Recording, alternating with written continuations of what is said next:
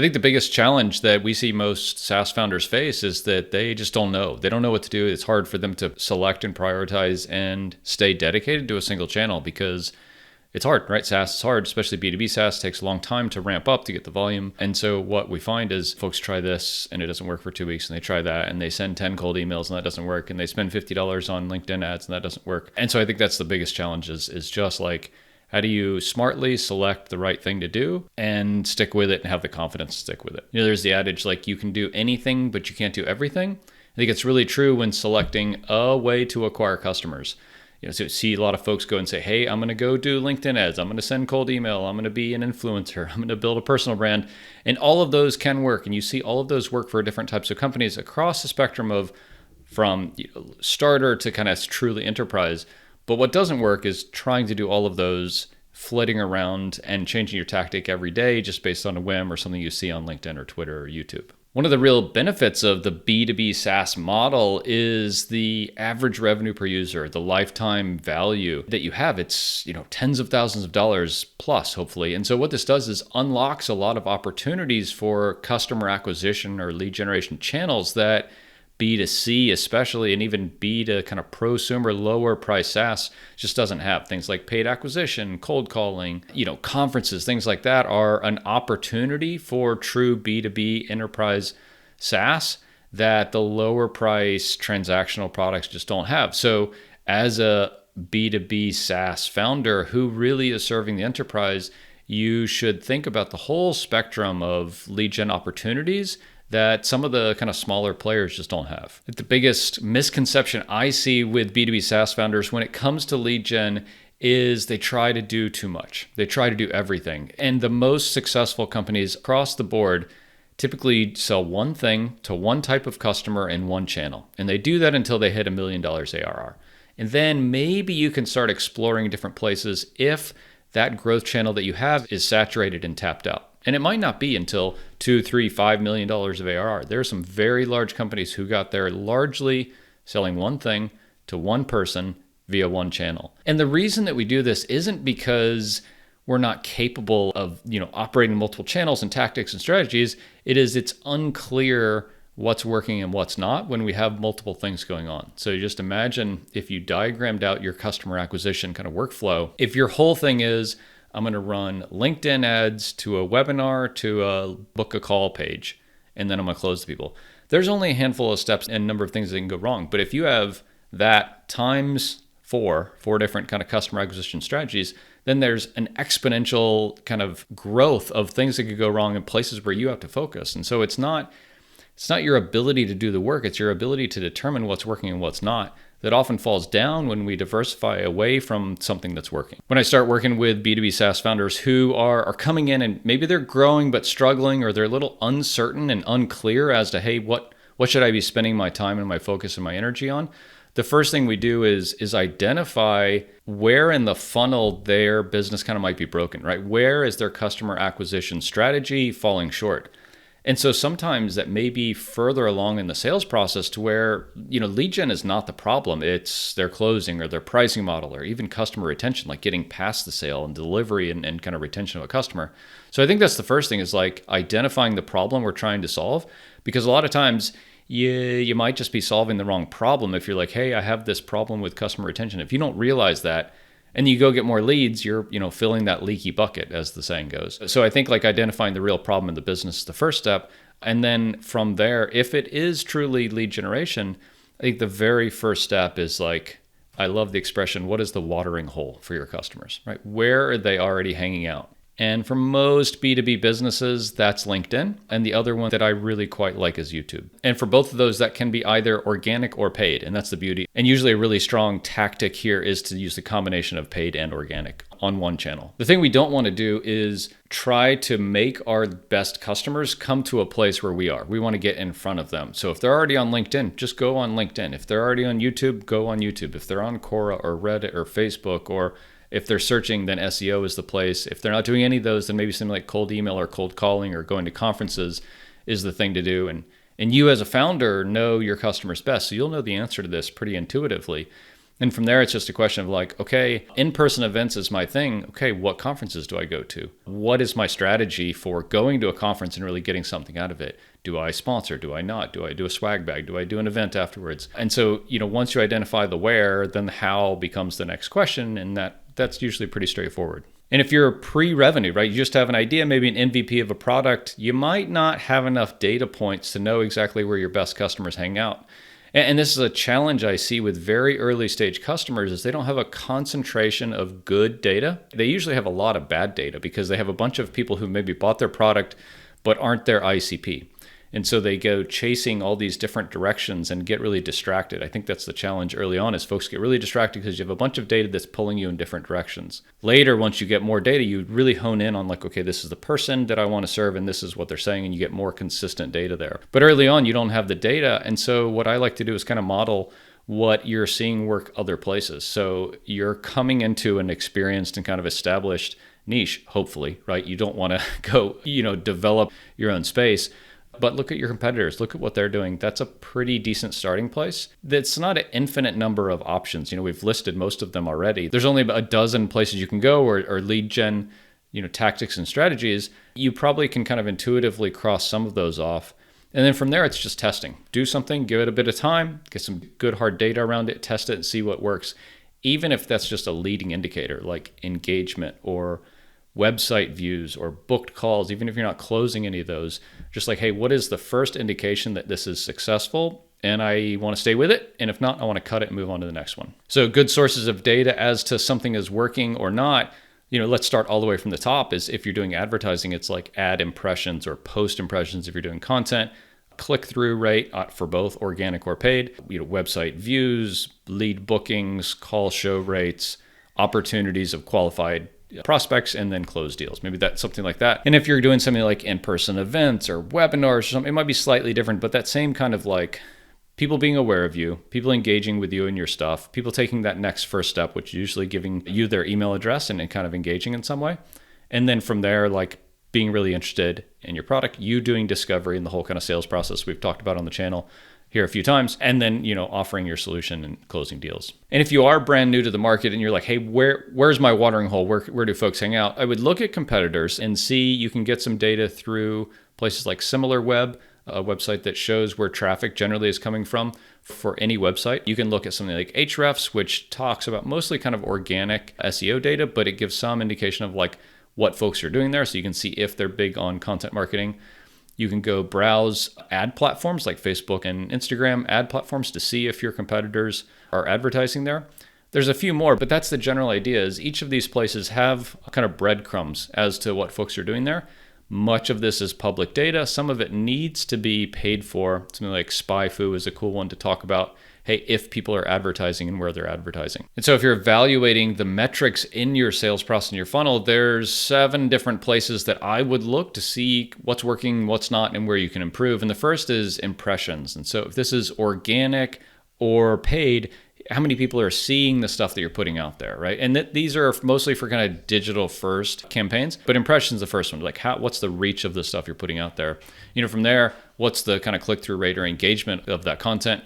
The next would be page visits. So how many people are coming from your content or your ads or your campaign or your email and getting to a page where you're explaining the value of what you do and who it's for. And the next is from there, who's taken that first real step with you and going from like a marketing qualified lead to a sales qualified lead maybe, right? So are they booking a call? Are they sending in an inquiry to book a demo or something like that? From there, are they showing up to that call, right? Are they actually showing up and you kind of pitching what's going on and discovering the customer? Next would be, are they qualified? Are they qualified to buy? In the discovery process of that sales call, are you saying, yep, they tick the boxes, they have budget, they're qualified to buy, they're ready to go? And then are you closing deals, right? So if they're qualified, does your value prop resonate with them? And are they kind of ready to go? One of the biggest changes in lead gen in the last year or so is the massive change in people's ability to create written content. And this has had cascading effects across several different lead acquisition strategies and tactics and how most of us just run our business. And what has happened is with AI, the barrier to entry for folks to create really good written content has been lowered really significantly. And so what this has done, along with the advent of tools like Instantly that make outbound email so much more prolific and easy to do at really high volumes, and things like content marketing where a 10-year-old in Pakistan can write as good a content as I can as a native English speaker. It really levels the playing field a lot in really interesting ways. And so what we're finding is on the cold outbound email side of things, it's become way less effective. I talked to Adam Robinson from our B2B and retention.com. And he said, it's basically ineffective these days. I was talking to another founder who said they sent 17,000 emails and got one qualified prospect. And so you just think about this and it's just a volume play, and it always has been a volume play, and maybe those folks aren't any good at it. But I think you contrast that with what it was a few years ago in the predictable revenue, Aaron Ross style of lead gen. It was a very predictable, aptly named, way to get customers. You just email enough people with a good message, and some of them raise their hand and say, yep, I want to buy your thing. And that still is the case. It's just a very, very, very small number now. Similarly, with AI, content marketing and SEO, I'm talking about written content marketing, has been saturated so much because literally anybody can write a really good blog post and rank pretty well, that Google, one, is just changing how they display organic content, right? They have generated content at the very top of the page now, followed by a handful of links. And so your organic content, even if you're ranking number one, is below the fold, right? Below the fold. Old kind of copywriting print press term for if a newspaper is folded, the stuff that you want to see first is above the fold. It's on the top of the page. You got to turn the newspaper over or whatever. You have to scroll down on a website to see the organic SEO kind of ranked content. And so all of these things together are really changing the landscape of lead gen to where two of the biggest, most proven, cost-effective ways to generate leads and customers was SEO and cold email. And to say both of them are dead is probably an overstatement and kind of hype bait, but both of them are way less effective than they used to be. And so what it does is it leads a lot of us who are in B2B SaaS to say, I got to come up with a better way. And I think that's why places like LinkedIn and YouTube are so much more effective these days at generating really high-quality leads is people get to know you, right? You are watching this video and you're like, oh, Craig, kind of knows what he's talking about. This is more than a 2-second blurb on Twitter. And so both of those are discovery platforms, and they are ways that you can get to know, like, and trust people before you decide to take that next step. So just in general, I think that's why, this concept of inbound-led, outbound, or inbound, founder brand and content-led sales is really becoming so popular is because some of the most popular ways we had to create leads before are way less effective than they used to be. So we just have to find a new way to do it. And these are becoming pretty good ways. So here we're recording this the end of 2024. The two channels that I see really working best for B2B SaaS founders are, first of all, LinkedIn. I think it's no surprise. Everybody's talking about LinkedIn, and for good reason. It's a really effective way to put your message and yourself out there to a place where a lot of B2B buyers are hanging out. And so creating organic content there, running paid ads, building your brand, and you're sharing the message of you and your company and your product, your value prop with your target audience is really effective. I think the other place is YouTube, just because the sheer volume of people who engage in content on YouTube is so massive. And you're able to share your message in a really profound and deep way. I think that's probably the big benefit of YouTube over something like LinkedIn or Twitter, or Instagram or whatever, is you get to watch me for 20 minutes talk about this stuff. There's no other place that you can do that aside from podcasting, which is also really popular. And, I'm a little biased because Castos, my business, is a podcasting platform, but I think it ticks the box of both of those, which is you're able to share long-form content, build a relationship with your ideal customers to where when it's time for them to buy, you're top of mind. So I think that's the model for content-led lead gen. And the other one that is more expensive than ever, but I think is still really valuable, is paid acquisition. And I think this is where kind of the watering hole concept we talked about is so important, is run paid ads where your customers are hanging out. It's just the same as organic content. So there's a handful of steps that we'll take to build your lead gen on LinkedIn. And the first is to optimize your profile. Think of your profile as a landing page for you as a person and as the brand that you're trying to grow. You want folks to visit that, and I instantly say, yep, this is for me, or no, then that's fine, right? So things like your image and the banner and the byline, kind of talking about what you do. And there's an about section. You can have featured areas. And we'll do a whole deep dive later about how to optimize your LinkedIn profile. But this is really important because what happens is when you send a connection request to somebody, they're going to say, who's this Craig guy? I don't know Craig. And they're going to click and they're going to view your profile.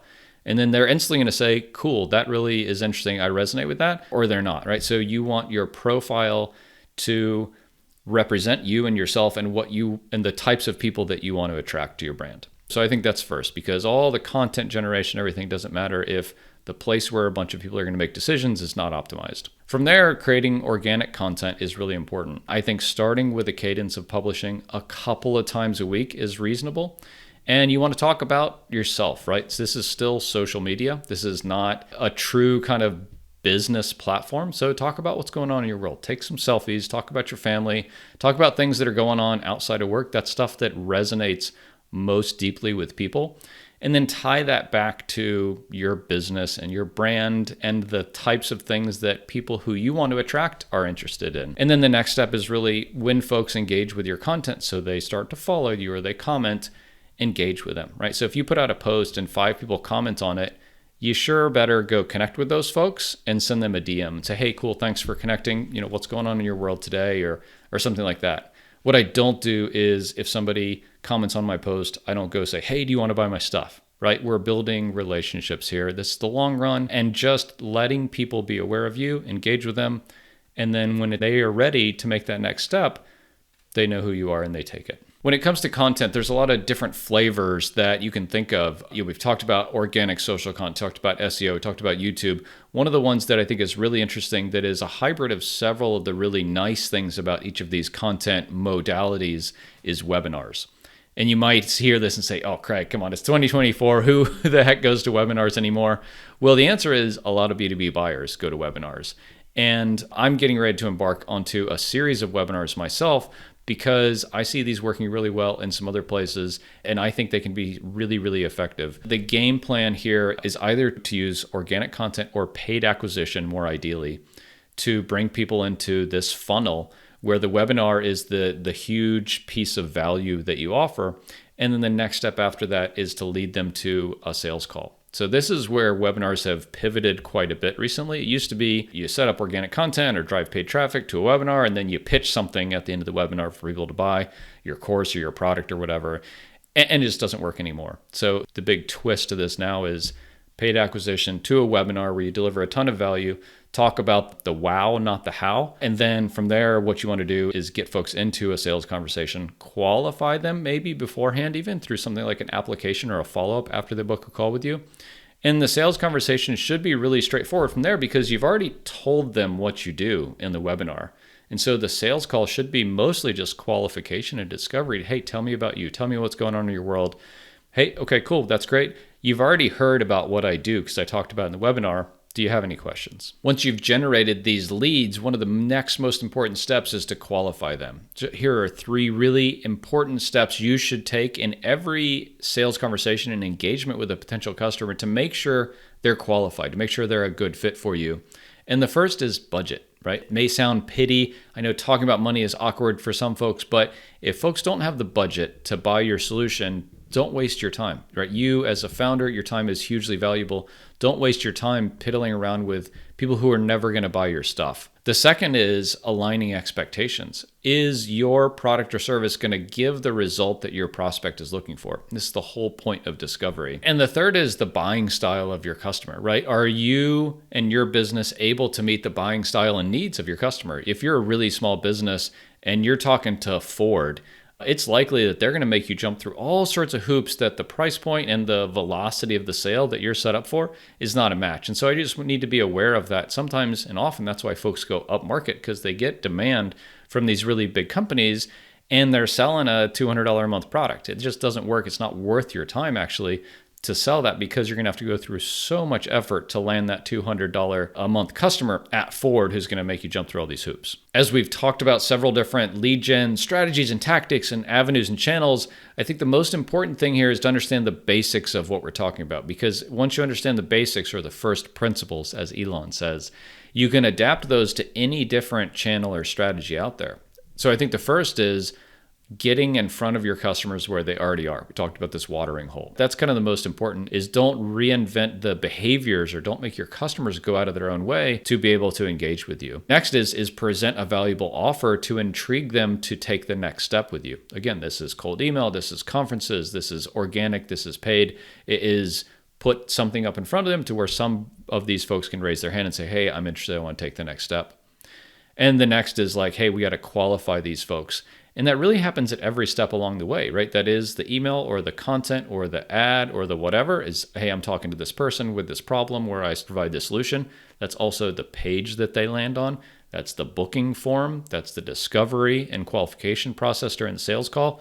And so every step along the way, what you actually want to do is be filtering people out, those bad fit customers. You want to be filtering them out, so that in the end, you're only left with these perfect little candidates and leads, and they're going to mostly say yes. So those are the core principles for me of lead gen and walking that lead through the whole sales process. As you start getting more leads into your pipeline of your business, you need a way to keep track of them. And for most folks, this is not a Google Sheet or in your head. This is a CRM, customer relationship management software. There's a whole bunch of tools out there these days. I think if you're just getting started, you want to use something pretty simple. I use a platform called Attio, A-T-T-I-O. It's a really great tool, really super flexible, works a lot like Notion. If you're using Notion, Attio will make a lot of sense for you. If you have a little more sophisticated sales process and established business, HubSpot is a really great alternative. It's a very all-in-one platform, and a lot of folks really love it because they get a ton of data that comes in there and it's all in one place. At the end of the day, I think it's important to admit and realize this is hard. This is going to take months and maybe years of work to really nail a consistent, profitable, scalable lead gen avenue for your business. I think this is why a lot of folks seek out a coach or a mentor or a program to help them grow their business, because especially if you're a solo founder, or you're the only sales and marketing person, doing this alone is really challenging. But I think that the most important is to learn as quickly as possible. That's why we really like things like paid acquisition, because it gives us a lot of data really quickly and we're able to make really informed decisions. Cold email, similar to, it's just kind of a little less effective these days. And then learning and iterating from there. So learn as quick as possible, change your strategy until you find something that works.